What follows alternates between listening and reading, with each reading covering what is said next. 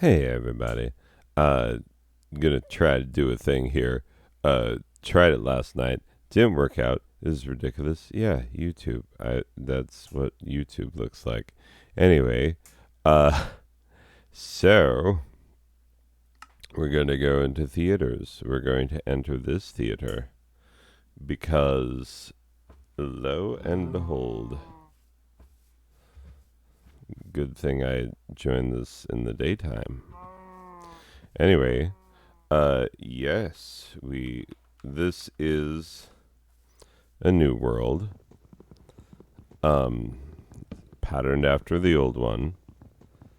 We used to have another server, so, yeah, lost that server with a hard drive failure, and yeah, as it turns out, this is just important note to the kids. Don't, if you got an SSD, those things do fail from time to time. So, best that the only thing you keep installed on your SSD is Windows. Everything else, have it on a mechanical drive. And so when your SSD fails, as it will over time, then at the very least, you just, all you need is another SSD. Plop it in there. You've gotten to the point where you can get some solid SSDs for not that much money. Hearing good things about those ADATA ones. Anyway, as the budget drives, regardless. Fact is, we lost our old server, and so I made a new one because I have this all-in-one computer. I have two all-in-one computers. One of them is in my classroom, and one of them is sitting right here beside me. So the funny thing is that walked into Goodwill one day and saw these two monitors, Lenovo branded. They look nice. They're nice and big, and flipped them around to see what kind of connections. Because these days, if you're shopping monitors at Goodwill, is going to be a lot of like VGA and DVI, not so much with the HDMI or DisplayPort or anything else. And so yeah, flipped it around. HDMI, saw that there, but then also saw an Ethernet jack right next to it, and I was like, oh, hey now. And they were priced as monitors. Because like Goodwill is like, okay, if it's VGA, it's like $12. If it's DVI, it's 15, and if it's HDMI, it's like 17. So these was $17 a piece, and I could not have grabbed them more quickly. I was like, okay, two perfectly good, and the thing is like, Goodwill has a habit of, if they sell a computer, you are not getting the hard drive with it. These bad boys had the hard drives in them. Not only that, they were from a doctor's office, and so they had all sorts of confidential patient information on them.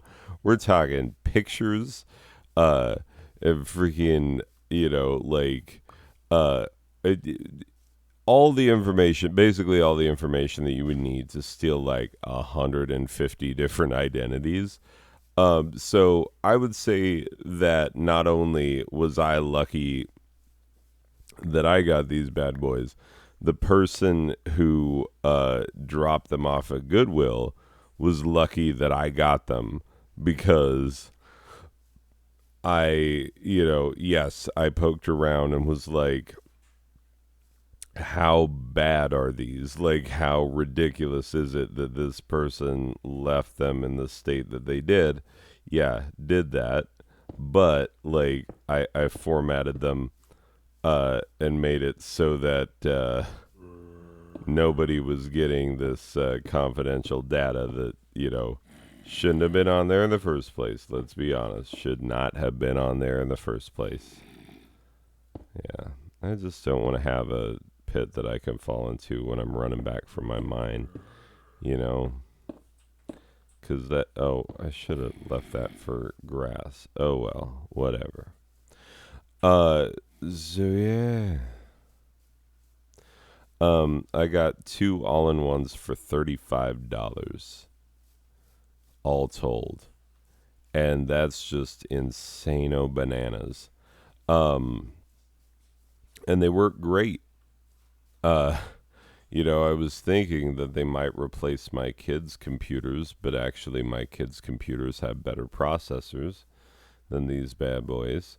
And these are all in ones, so my kids are more upgradable for graphics cards and whatnot. So in the end, we decided, one of these things is going in my classroom, and to other is going to be a dedicated Minecraft server. The one that I chose to be a Minecraft server that is running this world right now, it has a small chip in the screen, which is at first you're like, oh, it's not that noticeable, and then you use the computer for a minute and you're like, I will freaking murder this chip. Yeah, it gets you after a while. Oh, I've got 14. I guess I don't need to worry about whether or not I'm getting any more. I'll plant several of them, but certainly not all of them.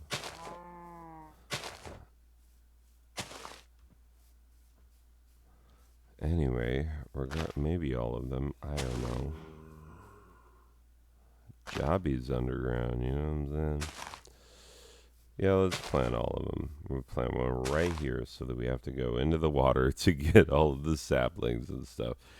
Anyway, so yeah, this was hilarious. Last night, so I built the server, and then I was going to record an episode of my wife and I playing this game, and we were playing it. We were talking as if we were recording, but the fact is, I had put the thing on pause, because servers. If you're not if you don't set yourself up as a guy who controls time and whatnot, which I don't want to do because it feels like cheating. Because you can give sort of admin powers. I forget what it's called to one of the players in the game, and yeah, I could have done that and then just reset time to morning and then gone from there. But I decided to wait it out. So I started the recording. Was like, oh, here's the world. It got dark immediately, and then I was like, well, I need to leave this world and then pause it, or pause the recording, and then we'll pick up the recording when it's daytime again. Did not pick up the recording again. And so played an hour and a half of Minecraft in this new world, got a lot of things started, and then just never freaking hit the unpause button. And so, okay. Yeah. So here's a fun mystery. Things keep dying in here. I don't know why things keep dying in the water, but it's 2 things. It's the glowing octopus, or glowing squid. Sorry, I know my Minecraft stuff. Just kidding. I definitely don't. But the glowing squid and the cod just keep dying ridiculously and stupidly. Anyway, so my lovely wife was building this house, which she is amazing at building amazing things. I am not. And so, yeah. So I'm going to put that stuff in there. What I'm good at, what I do, what my jam is mining. And you know what? I should clear this out with a shovel. Because, I don't like that it goes up a level and then back down a level there. It should all just be the same. So let's make a shovel. And we'll put it right here for now, I know. And get us some pointless grass blocks. Or dirt blocks. I don't have silk touch on this shovel, obviously. It's going to be dirt blocks. Anyway. Clear this out a little bit. So that it's a little more aesthetically pleasing. Give me more space to plant trees. Give me more space to move around and feel good about myself when I'm coming up out of the mine. Anyway, it'll be good. Yes, cow, you are correct. I am shoveling. I shovel well. I shovel very well. I shovel better than any man you've ever known. But does that make me a superhero? I don't know. Anyway, if you know what that's from, then we are automatically friends.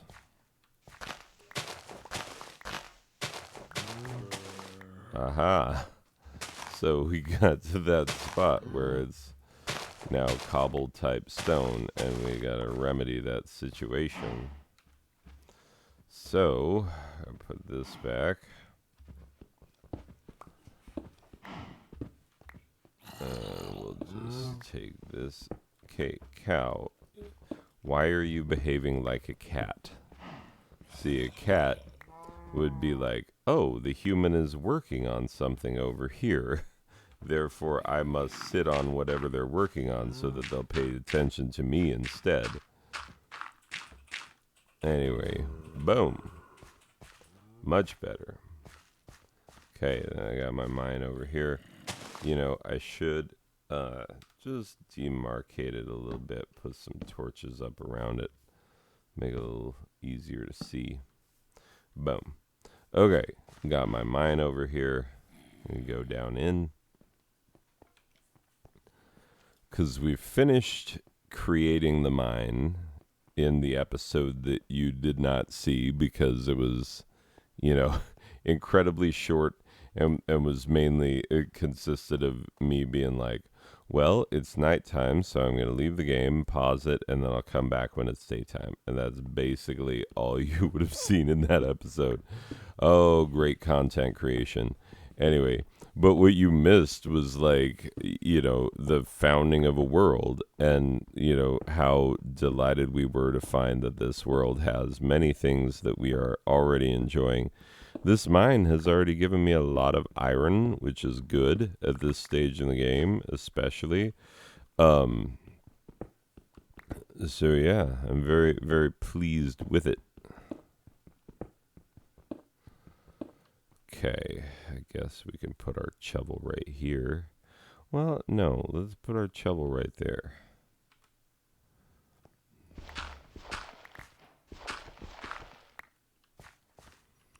All right.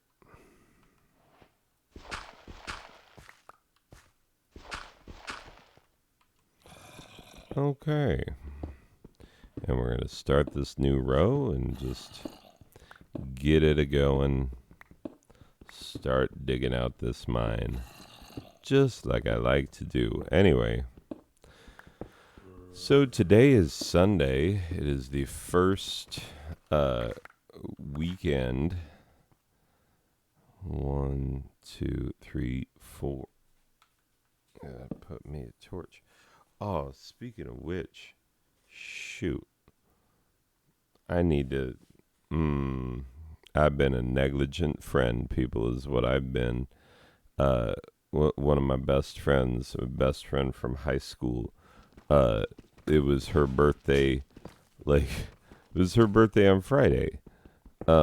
But it was the first Friday of the new school year. So, like, I was teaching all day, and then I was busy enjoying a Friday the rest of the day. And I kept thinking to myself, like, I need to send her something. And then on Saturday, I was cleaning, you know, it was the whole thing. And so I should have sent her something, contacted her and been like, hey, happy type birthday. Of course, she did the same for me, but late. And, she's starting a new job and whatnot. So, hold up. I'm going to pause this. I'm going to go send some birthday wishes to my friend Diane, a lovely human being. Anyway, give me just a sec. I'll be back. All right, I'm back. Mary, shall we have a play extempore? Oh, we should. We should have a play. And the more extemporaneous it is, the better. Anyway, back into my mind. Don't remember what I was talking about, but I did in fact send birthday wishes to my friend Diane. Hopefully she's having a lovely time. Anyway, it's true. She's a very interesting person. And, honest to God, I was out of contact with her for a long while. But she was one of the only people from high school that I wanted to maintain contact with. And so I was able to reestablish that contact. And I finally started, I think we were emailing back and forth. Anyway, regardless, yes, using very... It's funny because, I remember when email was new and, we used to just, oh my God, we were such dorks.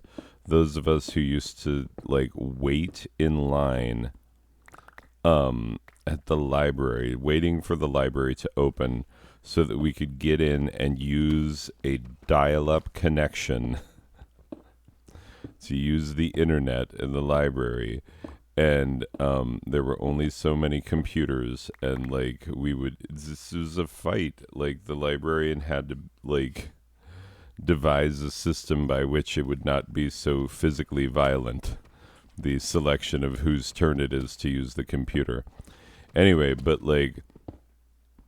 we all got email accounts, back when Hotmail was not a Microsoft product. I still have a Hotmail email address.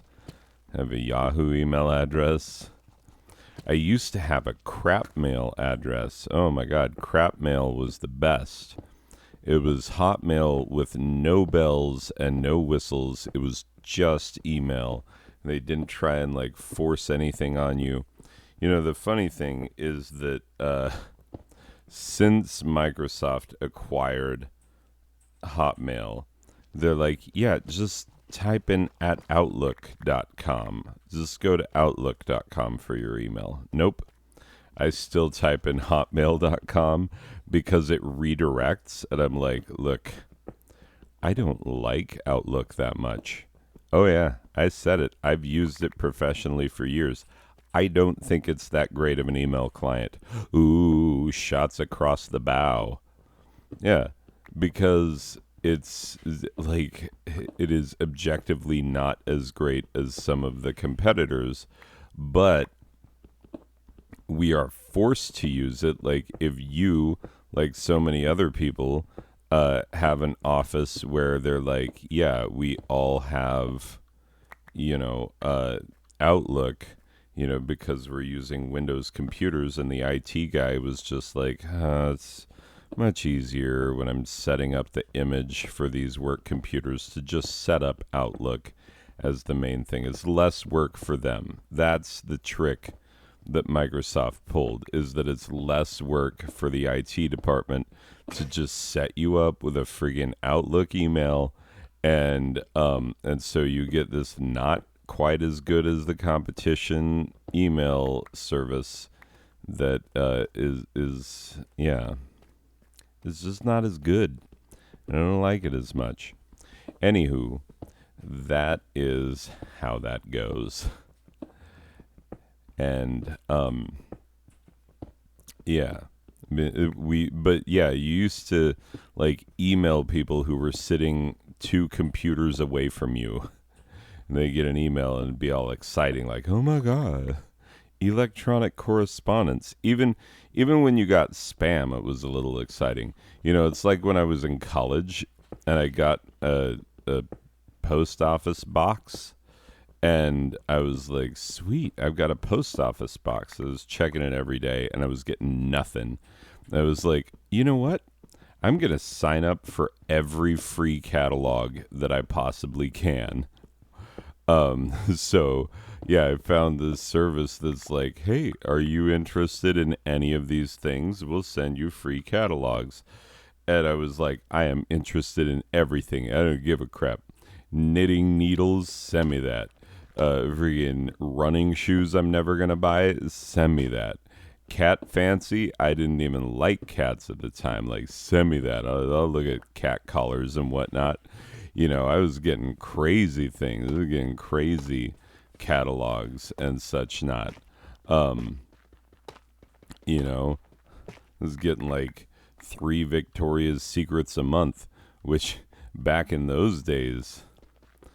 Anyway, regardless, the fact is, like, I signed myself up for junk mail and I was excited to receive it. There was a time, ladies and gentlemen, when the thing was new.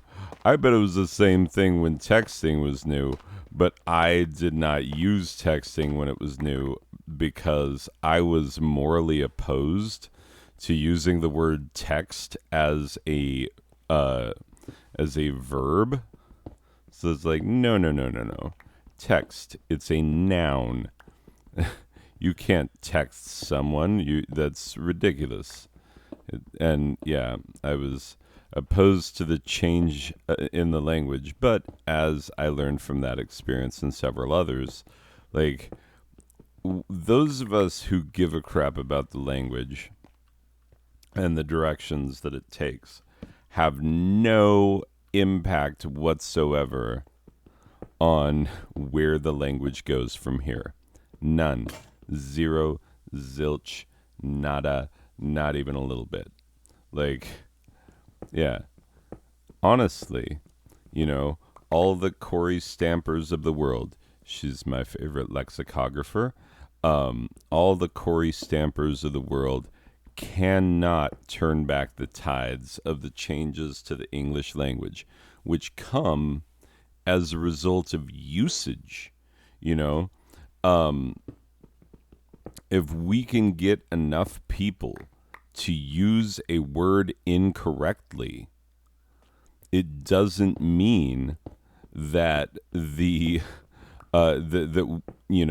of us who are English teachers and lexicographers and other snooty English users, it doesn't mean that we will win by pointing out, like, you are all in gross error, ladies and gentlemen. No. What actually happens is that they win. Like, the meaning of the word will change, and then the rest of us just have to adapt to it, even though we're like, oh, but did you realize that the original intent of that word is... I mean, look at the phrase by and by. By and by. Originally, that phrase meant immediately.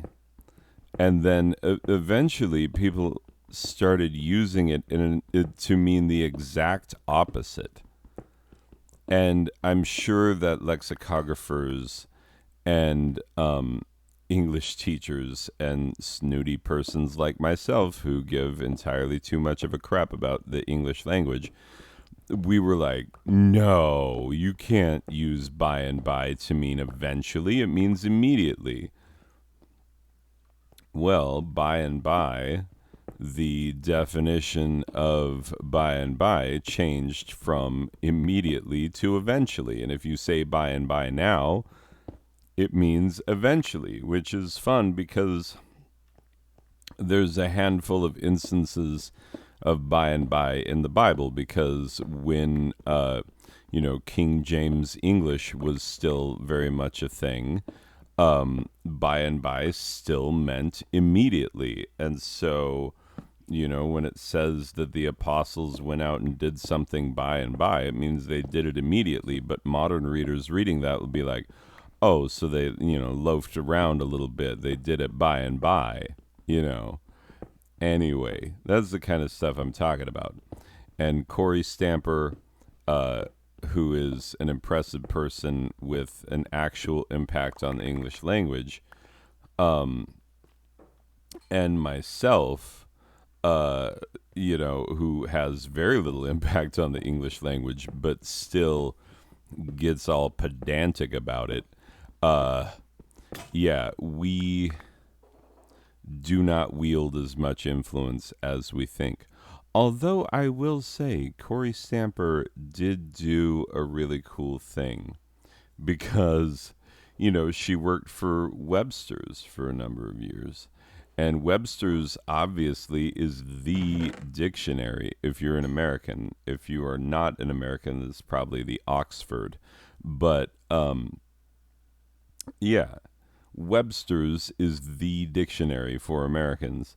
And she was the one who took the B word. You know the one I mean.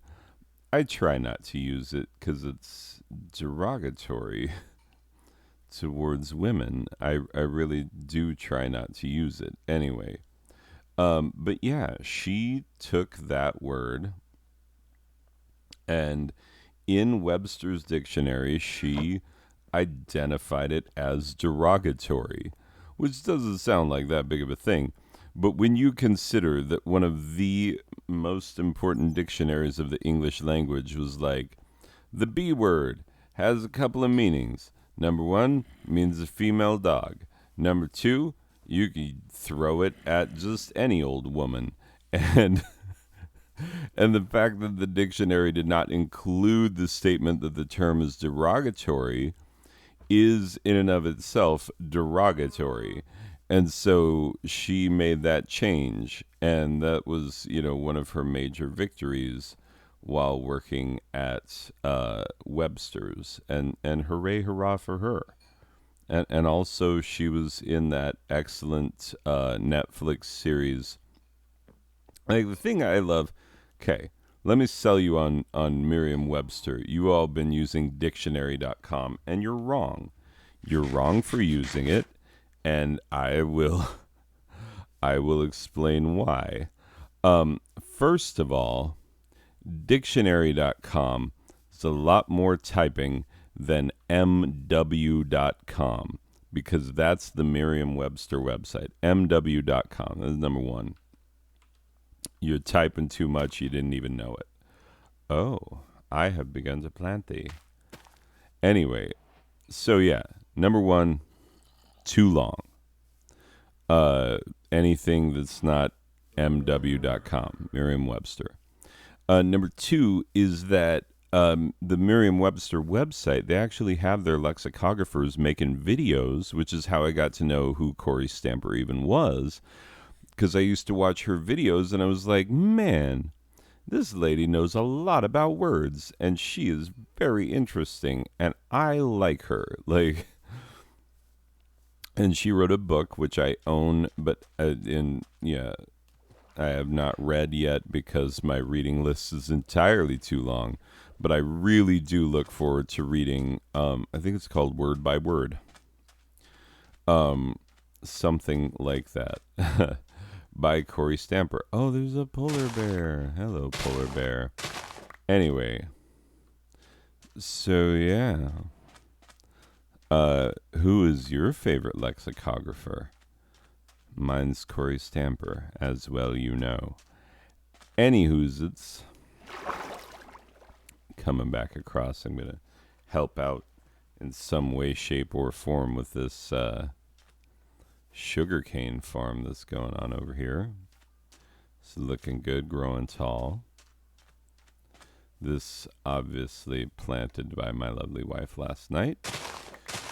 And here it goes. Boom, boomity boom.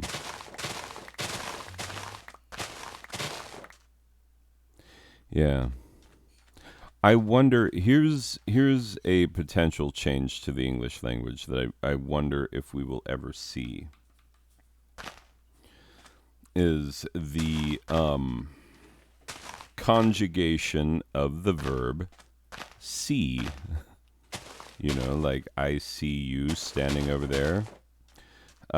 That C, not the SEA one, the SEE one.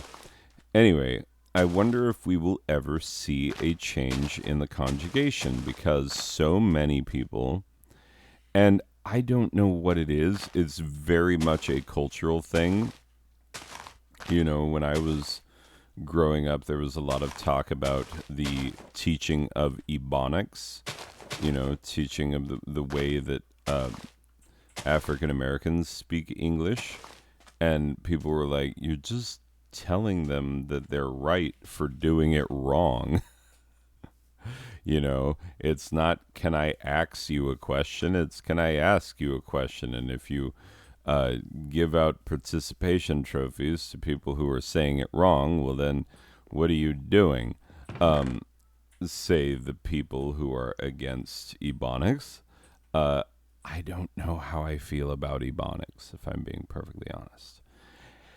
Anywho's it's oh, I should leave a number of things in here. Gotta leave that tough. Yeah. Anyway, gonna leave some dirt. Boop, boop. Gonna leave some more dirt. Boop, boop. Oh, I thought I had granite, but apparently I don't. But I do have that limestone. Um, I got some gravel. I got some grainstone. Boop. And I got a whole bunch of cobble. We're just going to throw that cobble up in this chest. Before too long, I will have my mind cleared out enough that I can put an incinerator in there and start burning off some of this crappy stuff. Anywho, uh, in the meantime, ooh, 'tis dusk. Let's sleep right here. Boom. Yes, moo indeed, cow. Moo indeed. You're not wrong about that moo that you just let out.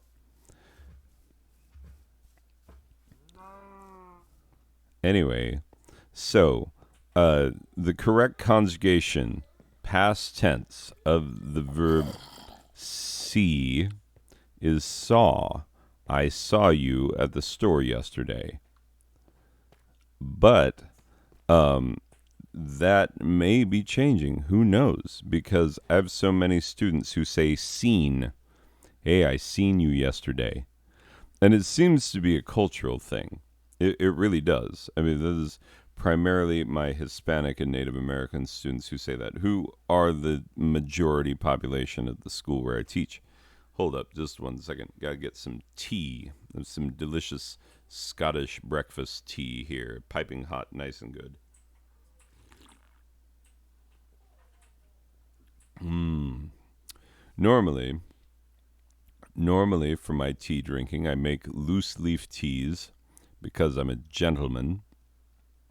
And typically, I buy the Harney and Sons Earl Grey tea by the pound because I drink it every single morning. I drink an entire pot of tea every morning. Um, it, you know, it's like 2.5 cups of tea ish, you know, like maybe 20 ounces, something like that. I don't know. Anyway, regardless, I drink tea every morning, and that is delicious. It gets me a natural source of caffeine. I take it no cream, no sugar. I just drink the tea straight because I like the way tea tastes. But I only drink it hot. I do not drink iced tea. I only drink the hot tea. So even though it's 120 degrees outside, I'm still taking my tea piping hot. Thank you very much. And I'm not joking about the 120 degrees outside either. You should know that. Oh, did I put all? Okay, I didn't put all my cobble in there. Anyway, I really do need some more coal, so I hope I run across some. If I don't, I might have to go around because there's some mountainsides and things that have coal in them that I'll be able to go and get so I can keep smelting things. Speaking of which, I believe, yes. Put that in. This has none. Okay.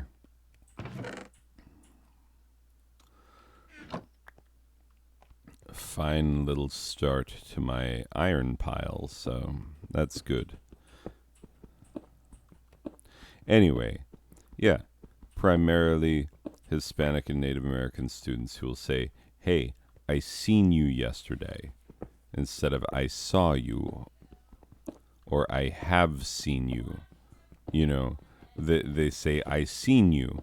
And that, to my ear, that sounds absurd, and it sounds ridiculous. But of course, my English usage would sound uncanny and ridiculous to a pedantic teacher of English from 100 years ago. They would bend an ear to some of the things that I say on a regular basis, and they would say, well, this fellow certainly does not speak the Queen's English. Or would it have been the King's English back then? I don't know. Late Victoria? Possibly. I don't know. I'm trying to remember my reigns of the British nobility. And honestly, you know what was interesting? So, we're big fans of Drunk History. It's a great TV show. It's one of the greatest TV shows ever. One of the best ideas for a TV show. And it is no surprise that the show has taken off in other countries where they're like, ooh, we want to teach our people history by having drunken comedians tell it. Anyway, so one of the interesting things has been learning how British people feel about Charles II, because there is a divided opinion about Charles II. I tend to think he's an awful lot of fun. And you know what? There's also a difference of opinion about Cromwell, which I would not have thought. You know, I always felt like Cromwell was the bad guy because, you know, he was a part of the successful plot against Charles I. But then when they took over England, it became this puritanical nonsense where, you know, they did away with fun. Like, fun was illegal. And then in comes Charles II, and Charles II is like, I'm going to give state addresses from the roofs of pubs in the nude. No, he only did that one time. One time does not a pattern make. But yes, he did give a speech from the roof of a pub in the nude. That is a matter of history. Feel free to look it up. But he also brought in French gardens, and you know, and the gardens of Charles II were very elaborate and awesome. And as it affects me, he brought back the theater, and we got these. You know, England swung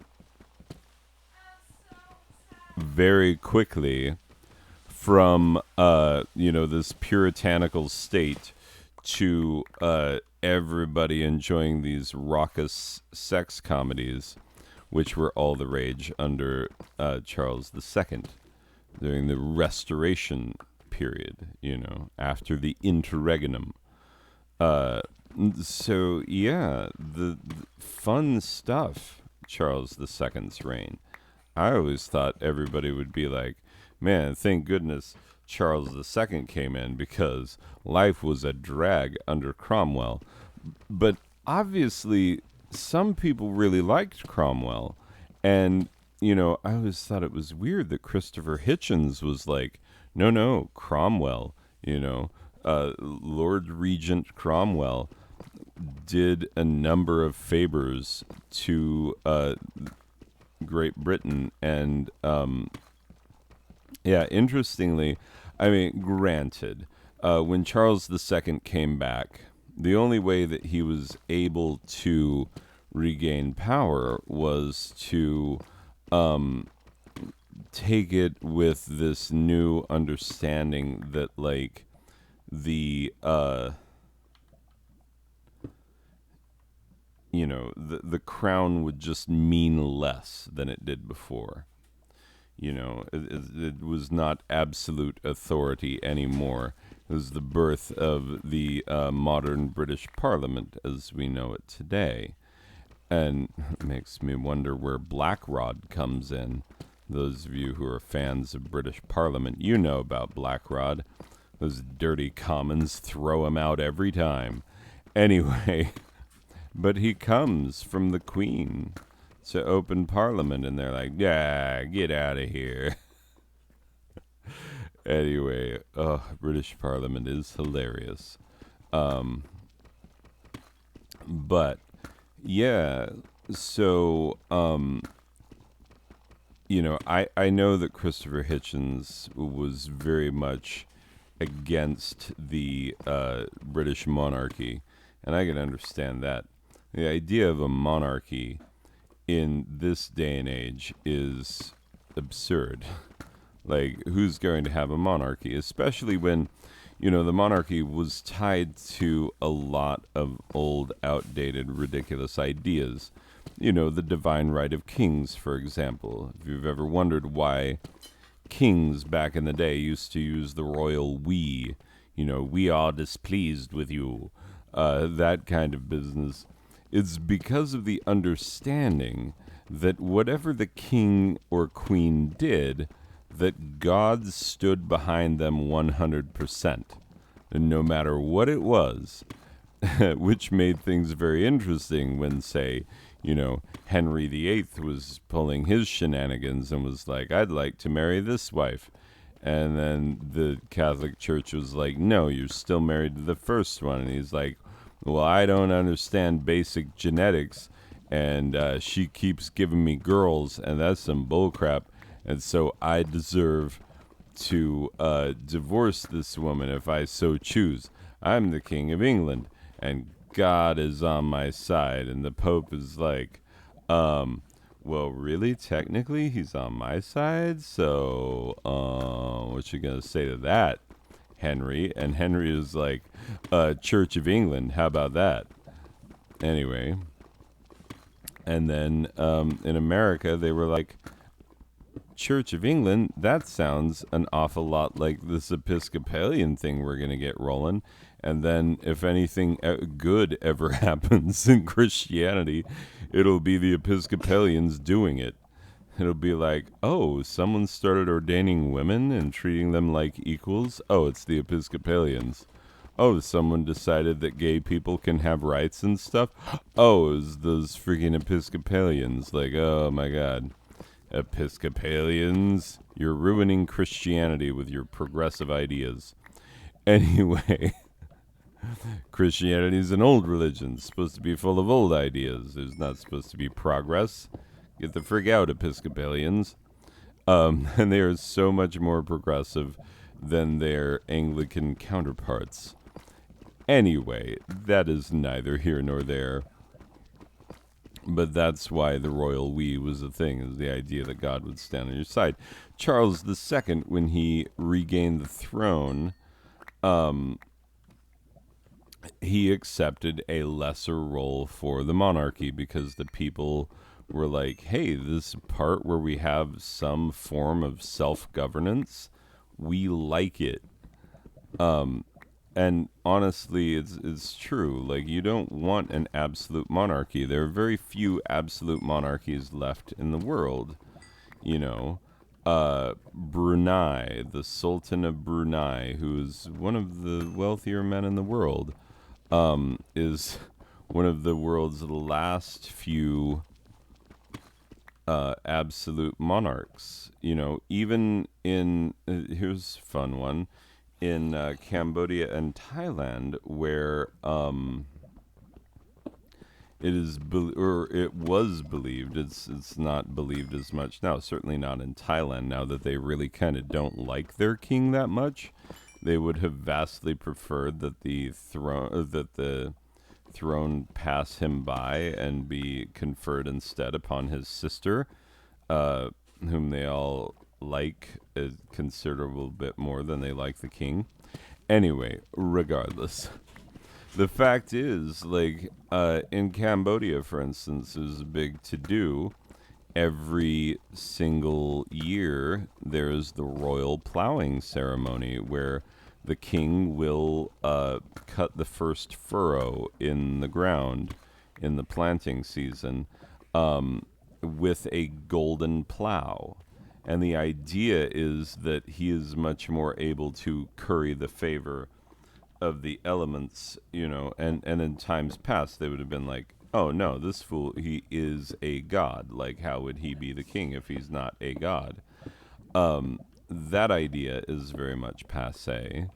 And if you look at what happened in Nepal, you can see why that's a terrible idea to try and keep going because I am a little shady on the details here, but I think it was a crazy uncle uh, basically committed a mass shooting against the royal family. Like, he was a distant member of the royal family, and he did a mass shooting on his own family, and as a result, several gods and goddesses died, which is like it really throws a big old stick in the spokes of the idea that your king is a god, you know. And so, yeah, that idea really needed to go. It really did. And so if you're going to say that Cromwell was a good person, all the puritanical stuff that was pure butt munch. That was garbage. But the idea of self-governance, that is, that was the idea of the day. That was the big revolutionary idea that was taken over, and has still not quite taken over in some areas of the world, but it's taken over large bits of the world, and we're generally happy with that because it tends to improve the quality of human life for everyone and not just for the wealthy, which, if you look at the history of the world, there's a lot of, hey, how can we improve quality of life for the wealthy, but not so much for the regular working folk of this land. Anyway, that is the history of the world in a nutshell. Eventually, people were like, self-governance, and Locke and Rousseau, which, by the way, it's funny because people always make fun of philosophy and people who study it professionally because they're like, oh, yeah, I get that degree in philosophy, and then you can ask me if I want a venti, if I want, cream and sugar with my coffee, because you'll be working at a Starbucks, you dingus. But the funny thing about it is that, like, philosophy is vital. It really is. It gives us the ideas, the prevailing ideas, like when we talk about the zeitgeist of any period of time. Well, what is always on the bleeding edge of the zeitgeist is philosophy, because where do we get the ideas of self-governance and that governments get their right to govern from the governed? Oh, we get that from some philosophers who, their philosophy was consumed by our founding fathers, especially by Jefferson. And, you see it reflected in the characteristics and values of our government, even today. Although, apparently, if you just lean on the Department of Justice and you got one of your cronies in there, you can do all sorts of nastiness to overturn the will of the people. Anyway, but that's neither here nor there. American experiment continues in spite of its near demise. and potentially will vote for its near demise again in 2024. This will either vote for the man who tried to kill it or will vote for one of his cronies. Oh, we never learn, do we?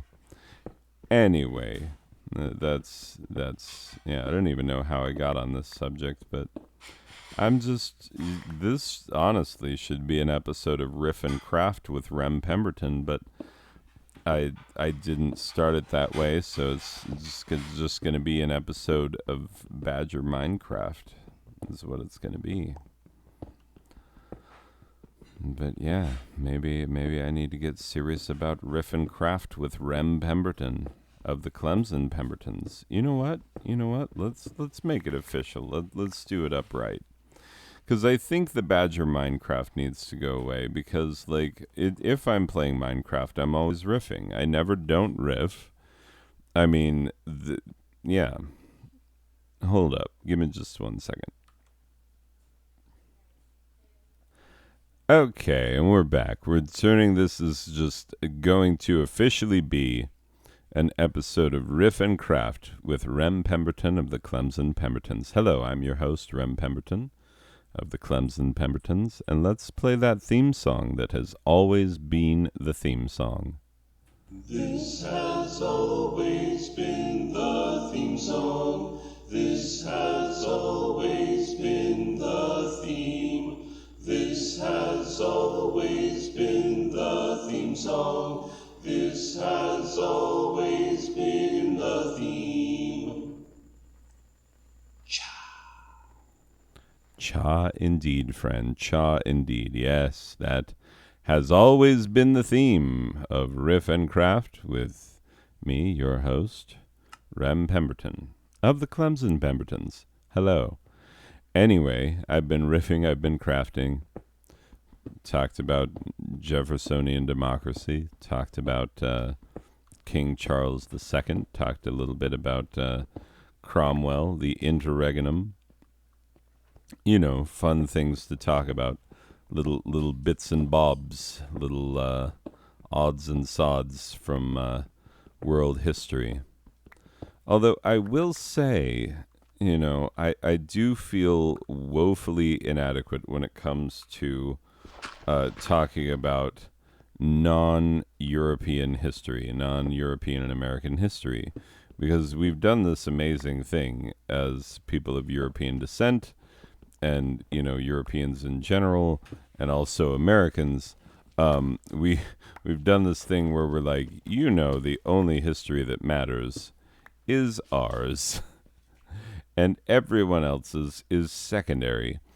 And it leads to this incredible, stupid form of racism, which, you know, you see reflected in one of the dumbest shows going, those Ancient Aliens.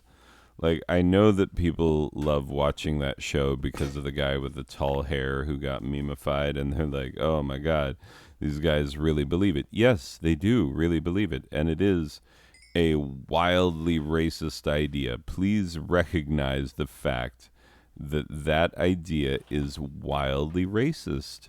It is. Because basically, what it says at its core is, hey, we've got these, you know, brown people who were living in the area where these insane, incredible monuments were made. And we do not believe that black and brown people are capable of making such monuments. Therefore, we are going to come up with whatever cockamamie, bullcrap, ridiculous, absurd theory that we can to explain why there are glorious monuments in this area that we know was only peopled with black and or brown people in the time in which these monuments were built. And so we're just going to, you know, deploy some insane conjecture and say it must have been aliens.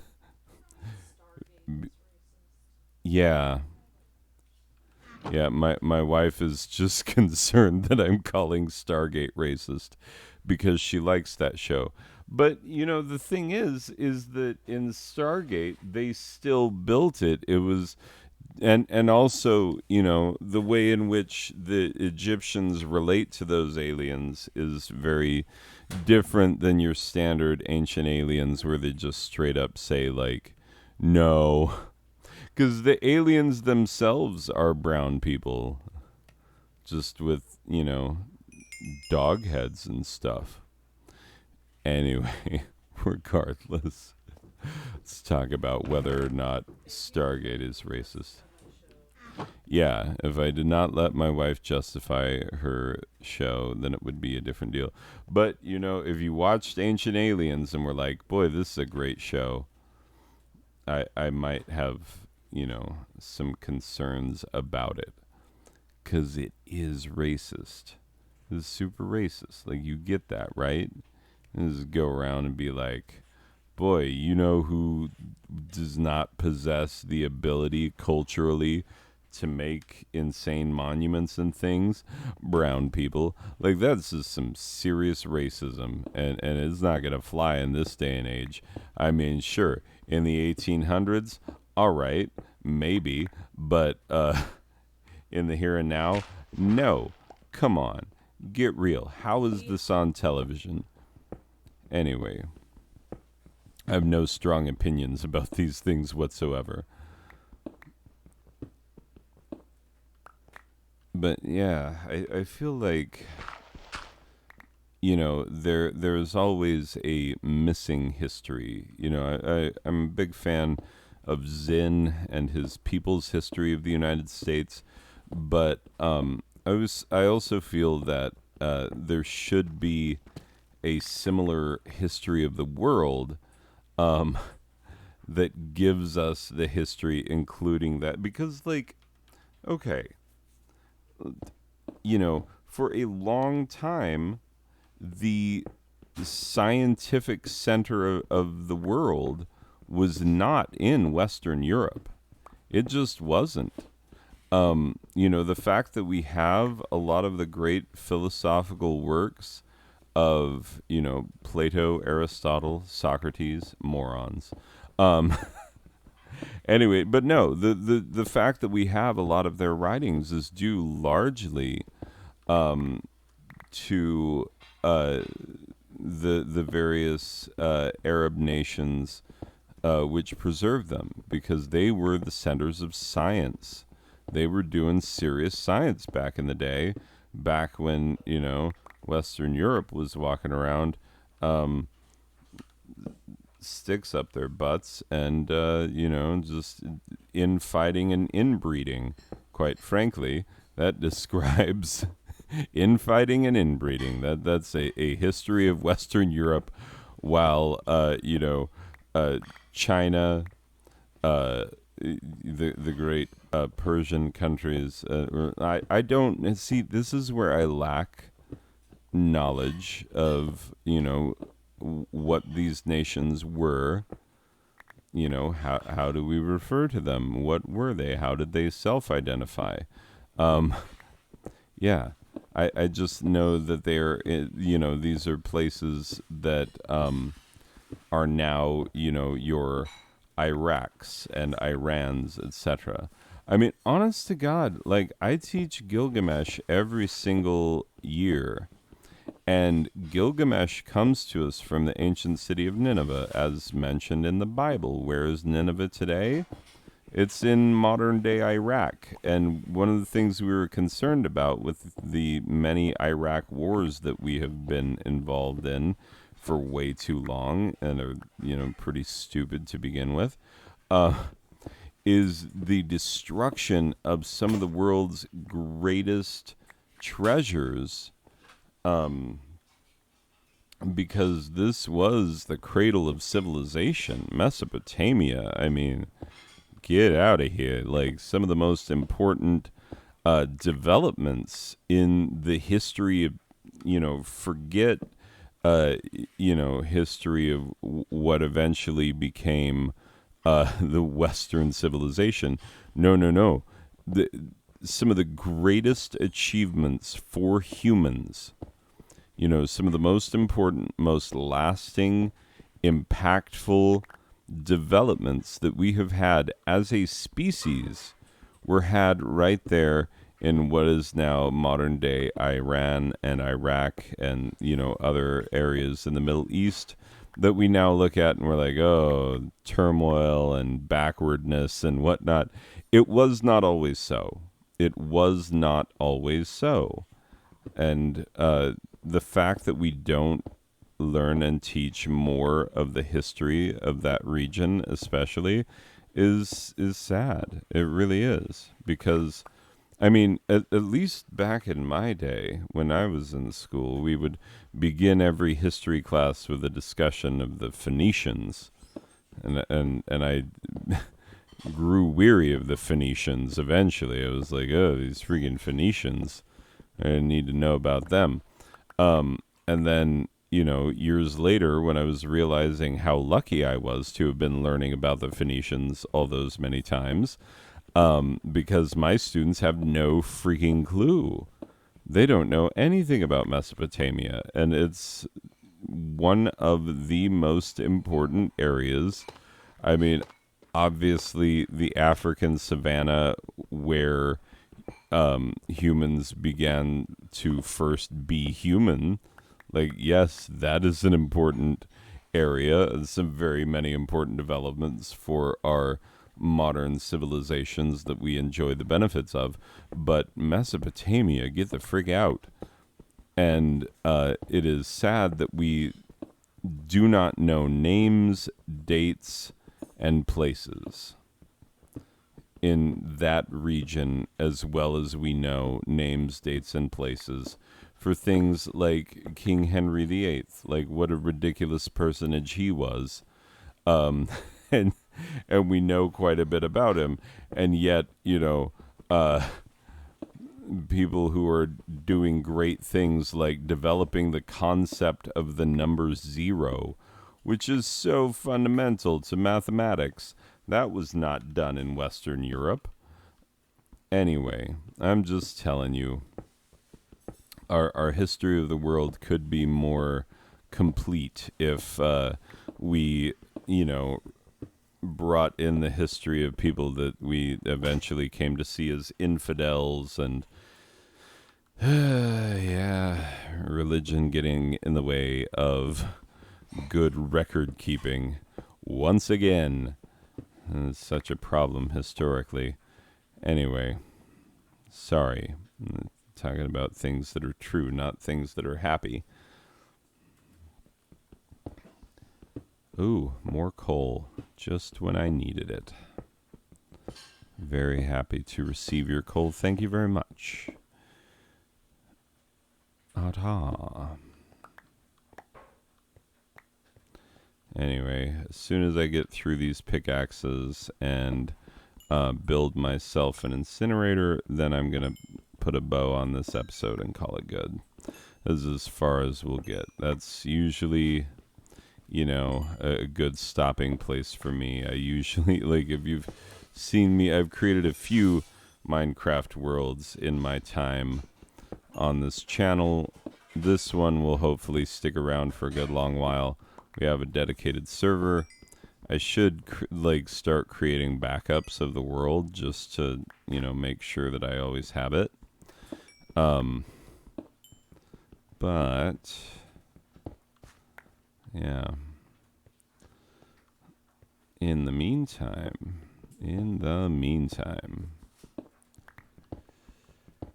ooh, remember that great song In the Meantime by Space Hog?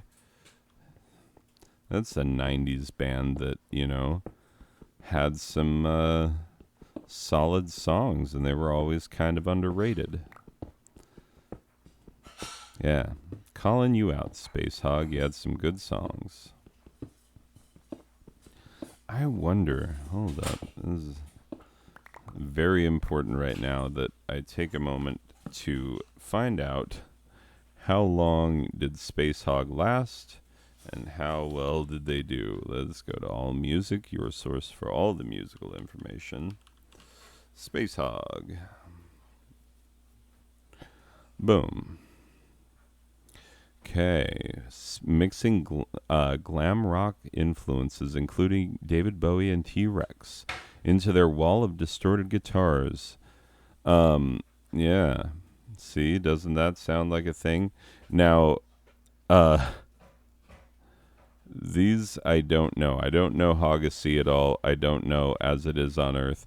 Looks like the fans enjoyed them, the critical press not so much. Resident Alien, very highly rated, very good album. See, In the Meantime, really good song. Totally good song.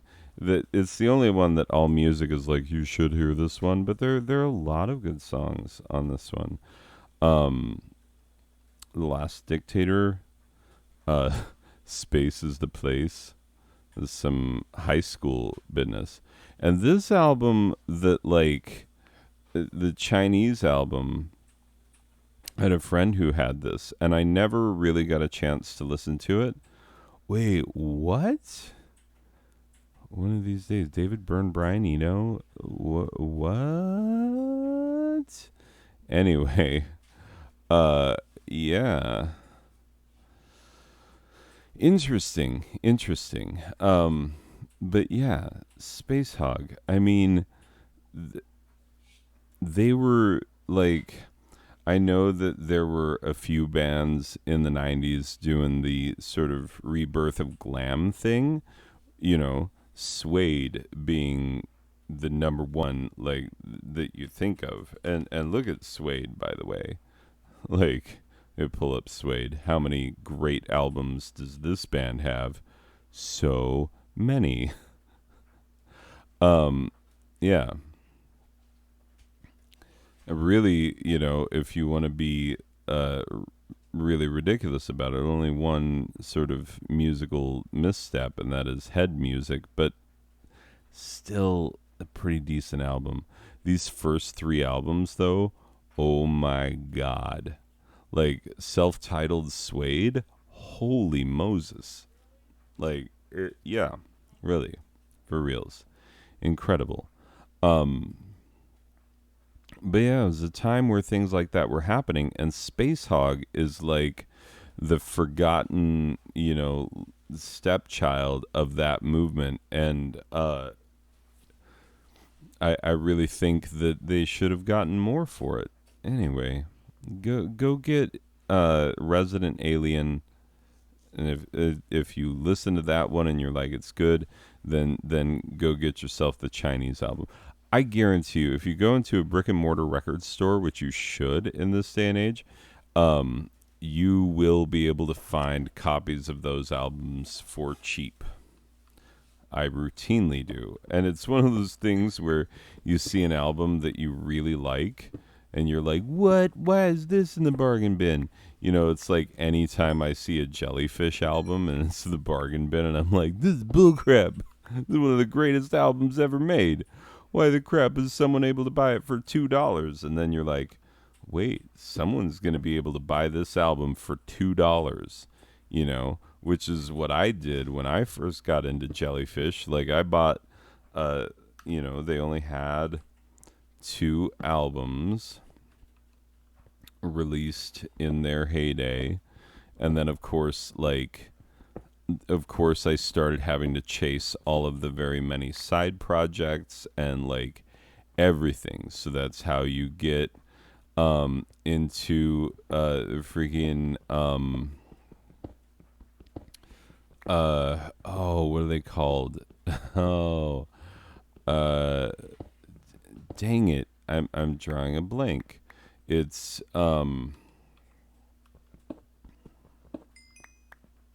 the Moog cover band. Why am I not able to think of it? Anyway, regardless, you start listening to Jason Faulkner solo albums, and you start listening to all of the albums that members of the band produced, so many. The Merrymakers, Bubblegun, what a fantastic album that was. Great power pop out of Sweden, I believe. That was produced by a former member of Jellyfish. And the Moog Cookbook, that's what it's called, the Moog Cookbook. And then there, Roger Joseph Manning, because there's another Roger Manning in the music world, so he goes by Roger Joseph Manning Jr. Anyway, Roger Joseph Manning Jr., what a great keyboardist, and what a great, he's he has done for the world of, vintage electronic music what Wendy Carlos did for classical electronic music. Anyway, and I don't think that's an overstatement. I mean, you see him showing up on everything. Like, do you want to know why Beck's what was that great Beck album, Sea Change? Why Sea Change was such a great album? That's because he had 3 former members of Jellyfish playing like a bajillion instruments on it, and like he's bringing in Roger Joseph Manning to play like Mellotron and stuff. Anyway, yeah, Jellyfish, that's a fun deep dive, because then you get to learn about things like the Greys, and you get to listen to what was that glam side project? I don't know why I'm drawing so many blanks right now, because normally if I'm talking to you about Jellyfish, I'll just be rattling these things off the top of my head. Imperial Drag, and then you've got TV Eyes, you've got Malibu, you've got Jason Faulkner did an album with what's that guy, the granddaddy of DIY home recording, who's been doing it since the 60s. Oh, you know who I'm talking about. Why can't I Ty Segall is a huge fan of his. Like, what's that guy's name? Anyway, regardless. So yeah, Jason Faulkner did an album with him. Andy Sturmer produced like a couple of really good albums for Puffy Amiyumi, as they're known in the United States, or just plain Puffy, because around the time that they were hitting it big, Sean Combs was in the process of changing his name several times, and I honestly, is it down to just Diddy right now? I've never really been a huge Sean Combs fan, and so I've had a hard time keeping track of his names. Anyway, regardless. But yeah, Puffy Amiyumi even covered Joining a Fan Club. It's on an EP that they cut.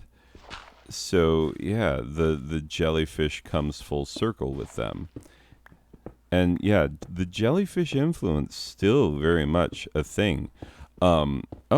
Because Nate Ruiz from right here from Arizona, he was in a band that you know of called Fun. They sang that song about Tonight We Are Young, which is the worst song on that album. And that album is not as good as Fun's debut, Aim and Ignite, which is much more of a Nate Ruiz called it desert pop, but it's on their B-sides compilation they covered Glutton of Sympathy, which is a great Jellyfish song, and the fact that Nate Ruiz knew that, and I believe that members of Jellyfish were involved in Dog Problems, the great format album, because before he was in Fun, Nate Ruess was in an Arizona band called The Format, and they had two really good albums. The first one was a little less adventurous and exciting as his music would eventually become, but I'm telling you, Dog Problems by The Format, that album, when it came out, blew my mind. Like, really, really did. Is excellent. So, if you can track down a copy of Dog Problems, do it. It's well worth it. Anyway. I'm on my last pickaxe, and then we'll go down. Oh, I'm going to need to get some sand. That's what's going to need to happen.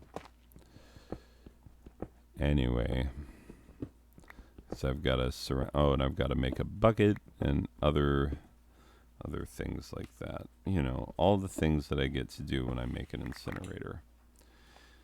Getting a lot of gold up in here. If only it were worth anything. Like, that's one of the parts of the game that really,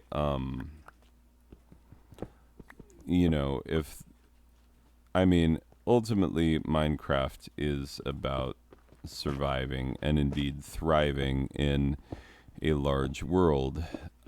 It's about mining, it's about crafting, but it's about doing it in a way so that you can maintain your own survival. And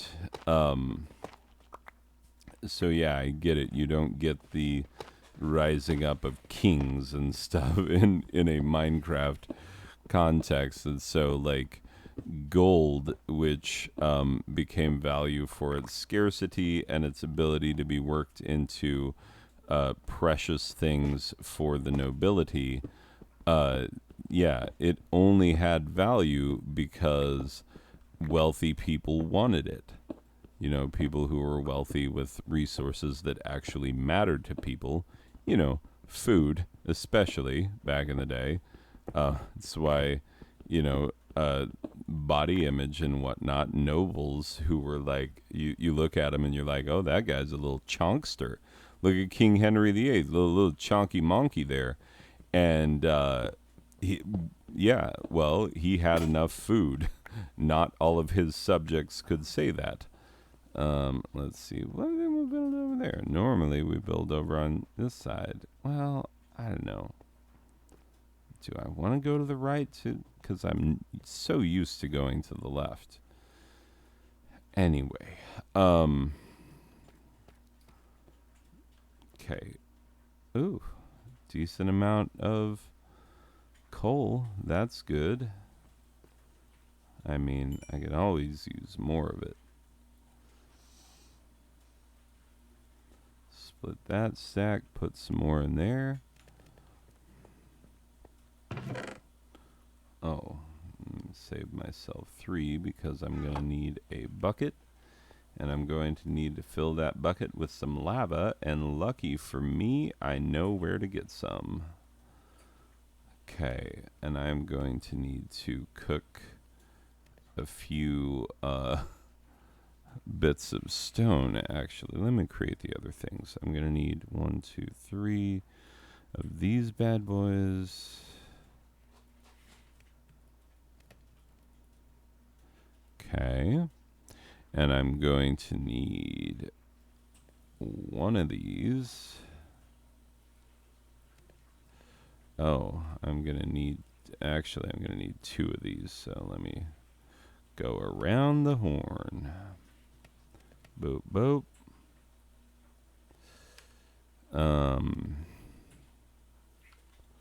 Let's see. Oh, I also need... Yeah, I'm going to need 5 more of these bad boys. 1, 2, 5, because I need to make 1, 2, 3, 4, 5. Boop. Gotta make a dropper. And I'm also going to need to make Senor... oh, that's a hopper. That's a dropper. Anyway. boom, boom, boom. That's how that's gonna go. Need a bucket full. Oh, and I need to go get oh, and I need a repeater. Oh, yeah. Let me drop 3 in here. Boop, boop, boop, boop. Okay.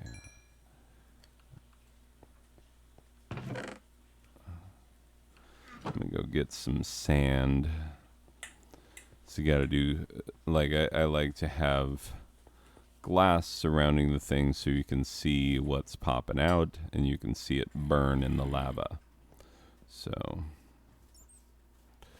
anyway, where am I going to get sand? I don't know where I'm going to go to get except for literally anywhere.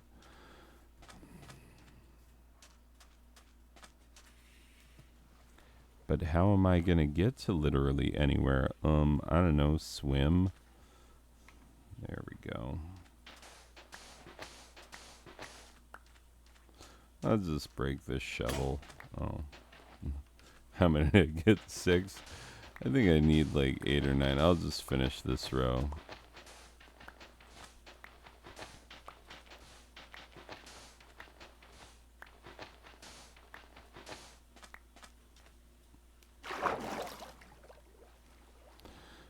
Do. Here we go.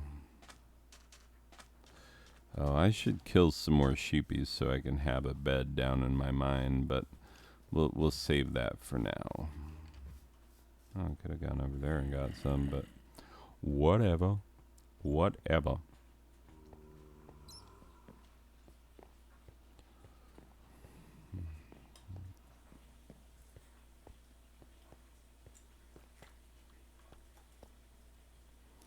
Okay, got that.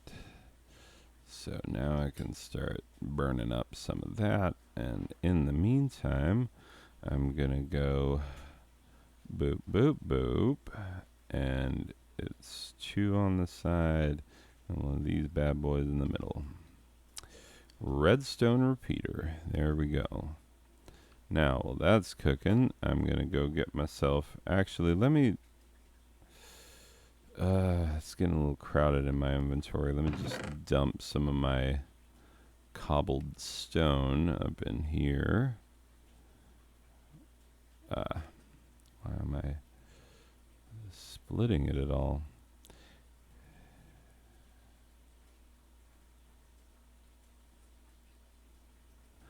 Okay, got some cobbled stone up in there. Let me make some pickaxes. So I will certainly need them once I start mining again. Boop. I know that I can just, shift and create a whole bunch of these all at once. But I don't want 11 of them. I only want as many as I have. Like 8 and such not. Okay. How far down to the lava, senor? Senor, ¿dónde está la lava? La lava es en la playa. Oh, there's only 1 deep. I mean, I guess if I was really adventurous, I could be like, oh, we're gonna... Oh, is that gonna be like one of them geodes over there that I keep hearing about? Probably is. Some point, like when I have enough gravel, I will widen this bad boy up and we'll go see if that's a geode. But in the meantime, baby, wait and see. That's from Space Hog. Anyway, let's get that out of our hands so we don't accidentally create a disaster. And let's see how our glass is blowing. Haha, pun intended. Anyway, I'm gonna grab all 15 of these bad boys. And we need to come over here.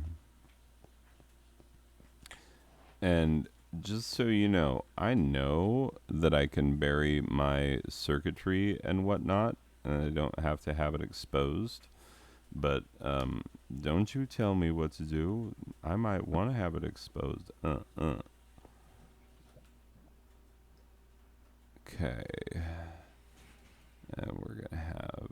just one block right here. And on that block, we're going to have meh, and we're going to have meh. Now that is the startings of a thing. Oh, look. It's the startings of a thing. Indeed. Now let's wire up some circuitry. Why not? Why not? Oh, look at that. It's going. It's blinking on and off. Good. All right. And then right there is where we can start putting the actual mechanism of the incinerator. So put this hopper to the dropper, put this chest to the hopper. Oh, that is not how you do that.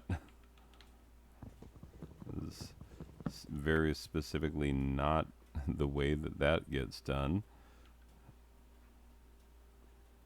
There we go. Then all you gotta do, boy, I should have mined out another level. Let me do that now. Let me just mine out another level here. Another row of 3 down. It'll take a minute with this deep slate.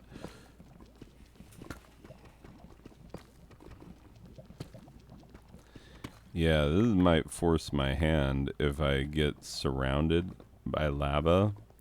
But if it's only 1 deep, you know, because sometimes that's the upside of finding low-hanging lava pools, is that they're only going to be 1, maybe 2 blocks deep.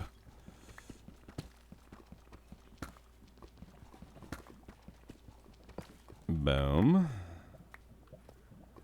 Okay. Here we go.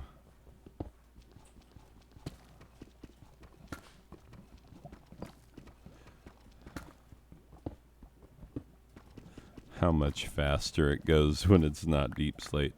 Okay.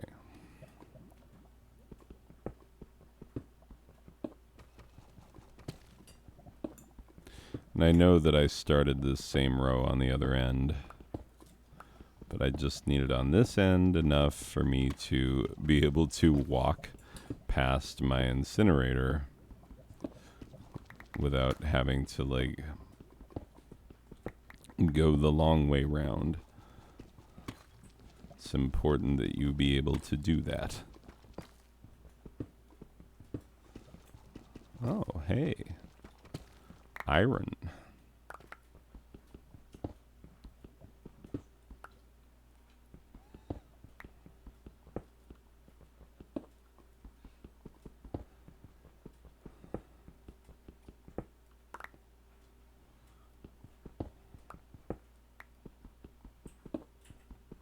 Quite a bit of iron. You give me so much at one time. Anyway.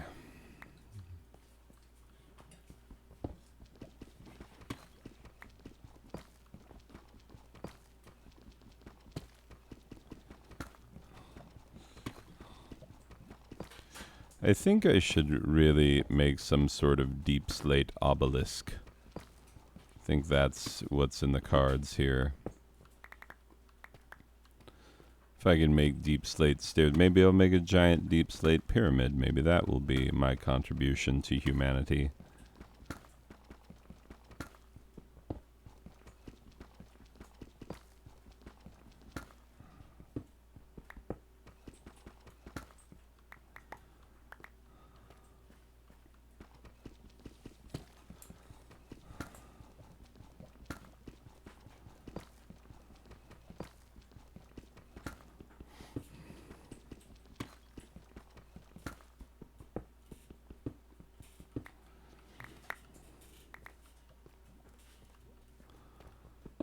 Okay.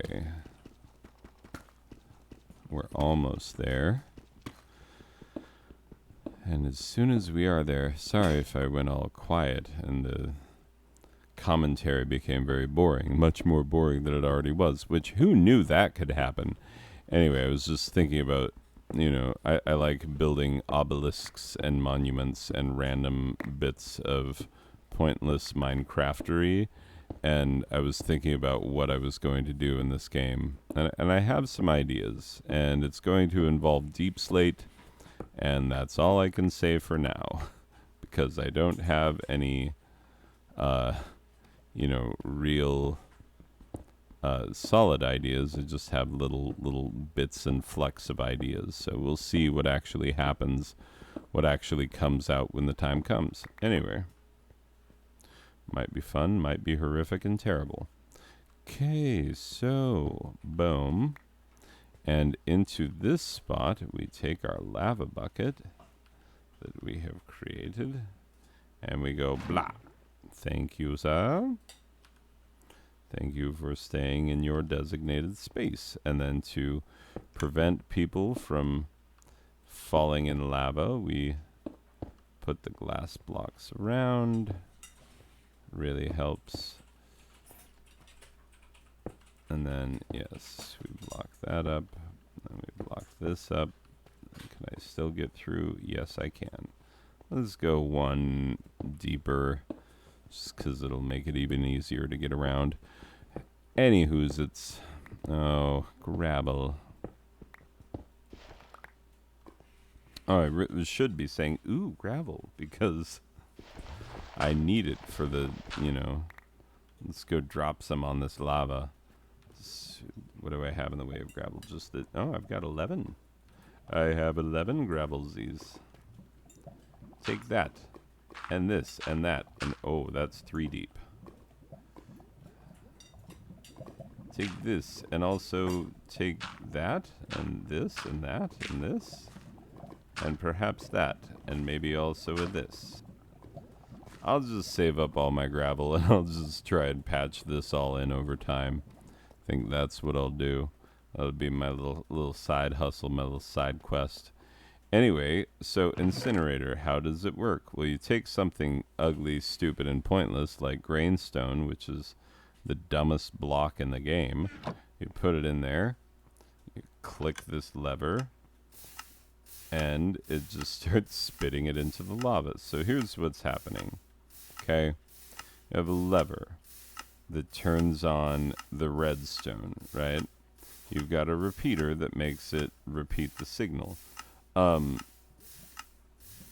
what really makes the whole thing tick is this, the redstone torch as an interrupter. Because, like, the torch can't be on when this is on, and when this comes on, it turns the torch on, which then turns this off. But then when, it just flips itself back and forth in a loop. And that's how that works. That's how you get redstone incinerator. And it's very handy because once you start getting very serious about mining, you're going to end up with way more useless blocks than you need in order to create a house or anything else. So, yeah, even you're going to have more than you need to make a pointless obelisk in the middle of nowhere. So, yeah, be forewarned. Anyway, I think that's going to wrap it for this episode of the Riff and Craft with me, your host, Rem Pemberton. We've riffed, we've crafted, we've done both. No one can say that we haven't, and if they did, they would be incorrect. Incorrect in their assumptions. Anyway, that wheat looks good enough to eat. But you know what? I didn't plant it. I think the first harvest should go to the one who planted it. I planted like 2 blocks of that, so we're going to save it. That'll be it for this one. Well, I shall be. Anyway, that's it for this episode. We'll see you in the next one. Okay, bye.